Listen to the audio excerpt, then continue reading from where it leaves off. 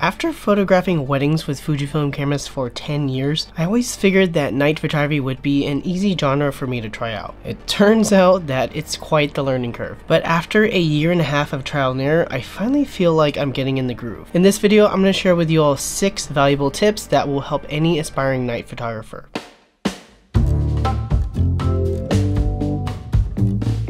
I try to keep my kit as simple as possible. I prefer one camera and one lens, mainly because I don't want to be fumbling around with gear or changing lenses out late at night. The Fujifilm X100V with its fixed 23mm f2.0 lens is probably the ultimate night photography companion. It strikes the perfect balance between small size and excellent image quality. I've also been using the Fujifilm X-T5 recently paired with a single prime lens, usually the 18mm 1.4 or the 33mm 1.4. And while 1.4 prime lenses are nice to have, you actually don't need specific low light gear to create excellent night photography. So full frame cameras, clean high ISO performance, and large apertures aren't exactly required.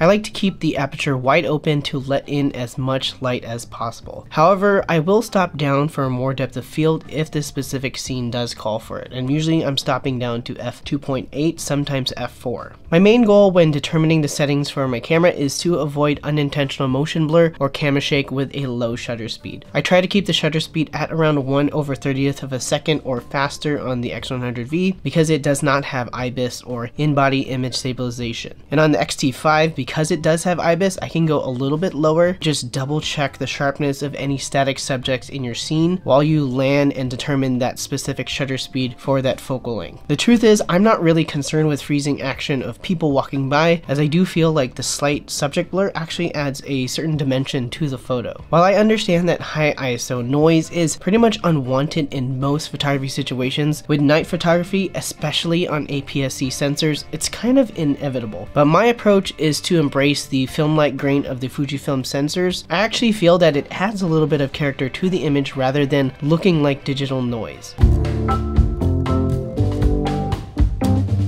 One of my absolute favorite things about shooting with Fujifilm is the film simulations built right into the camera. I used to shoot RAW for all my wedding photography before, but moving over to street photography and night photography, film simulations are absolutely awesome. And as the name implies, they simulate the look of classic color and black and white films. The X100V and the X-T5 have a variety of settings that you can tweak, so you can personalize the film simulations and create what's called a recipe, which is very specific to your photography style or the look that you want. From there, I can actually use the EVF or the LCD to dial in the exact look I want for the night scene just by modulating the exposure. And usually I result with a photo that I can pretty much just post as is or with just very minor edits. However, there is one catch. Film simulations only apply to the JPEG. So for you RAW shooters out there, I really suggest shooting in JPEG plus RAW, as this will still allow you to have kind of like the best of both worlds. You can get the film-like experience and then still retain the flexibility to edit and post if the JPEG doesn't suffice for your workflow. If you're looking for a film simulation recipe to try, all the photos showcased in this particular video were shot with my film simulation recipe called Reggie's Portra, and you can head over to my website down in the description below for all the recipe settings. And that brings us to today's video sponsor, Squarespace. As a content creator, Squarespace is a great tool for me to share additional resources with you and the rest of the photography community. With Squarespace blogs, I'm able to make dedicated posts sharing my favorite, say, film simulation recipes with high-resolution example photos. I've actually been using Squarespace for over 10 years. Their templates and their easy-to-use interface make it incredibly simple to create and maintain a professional-looking website, and my Squarespace website was an essential part to how I built my photography business overall. It allows me to showcase my portfolio, to share recent work on my blog, and I'm able to receive inquiries from potential clients through my contact form. In today's digital age, it's pretty vital to have a website that you can completely control, that is free from the constraints of the social media algorithms. So if you're one of those photographers who are relying on your, say, Instagram profile as your sole place to share your work and hopefully build a photography business, I would really consider making a website on Squarespace. You can visit squarespace.com/ReggieBallesteros to start a free trial and get 10% off your first purchase of a website or domain.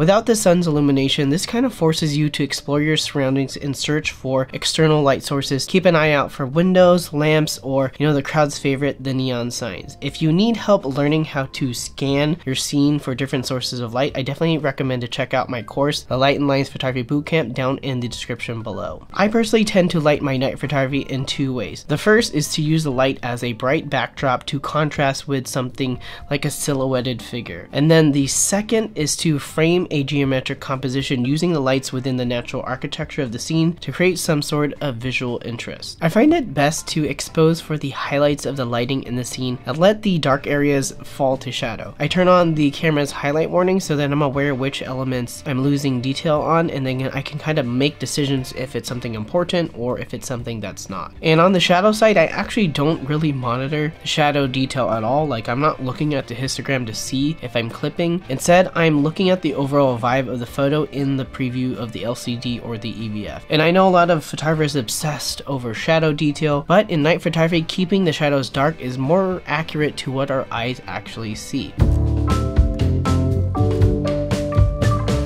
Using a CineBloom filter is probably the cheat code for crafting dreamy night photography. If you're unfamiliar with Moment's CineBloom filters, they screw right onto your lens filter thread and they create a hazy glow around the light sources and lit subjects. This combination results in photos with a unique cinematic look straight out of the camera. And combined with the fantastic color science of Fujifilm cameras, this really is a slam dunk for having those dreamy, magical looking night photos. For the X100V, you're going to want to make sure that you get an adapter ring to go in between the CineBloom filter and the camera's lens, because without it, you'll actually risk damaging the floating element of the lens that adjusts when it's autofocusing. On the other hand, for the X-T5 and other interchangeable lens bodies, you can actually find the filter thread size of your lens listed on the front of the lens. To get the most potent effect, definitely use the CineBloom 20% diffusion filter. For a more mild effect that's just, a step up of having no filter at all, definitely try the 5% strength. And for those who are looking for something that's kind of like in the middle ground between the two strengths, I would try the 10% density instead.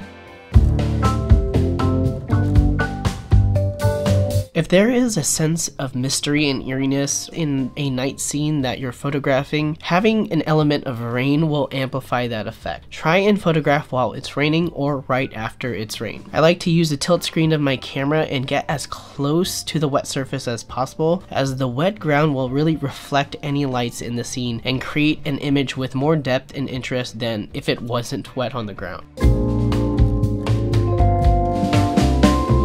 I wouldn't be a responsible member of the photography community if I didn't take a moment to talk about safety. So photographing at night comes with risk. Please, immerse yourself into the creative process, but not at the expense of being unaware of your surroundings. So that means maybe not putting on headphones to listen to music, and always keeping an eye out to avoid theft or harm. And if possible, please just photograph with a friend if you can. And if that's not something that you can do, let someone else know that you're going out to shoot. That way they can check on you when you get home, and if they don't hear from you, they can make sure to take the appropriate actions. And with that, my name is Reggie Ballesteros. If you liked this video, please give it a thumbs up, and if you loved it, please subscribe for more Fujifilm or photography content. And if you want to see all these tips put into practice, then make sure to watch my latest night photography POV video just right here.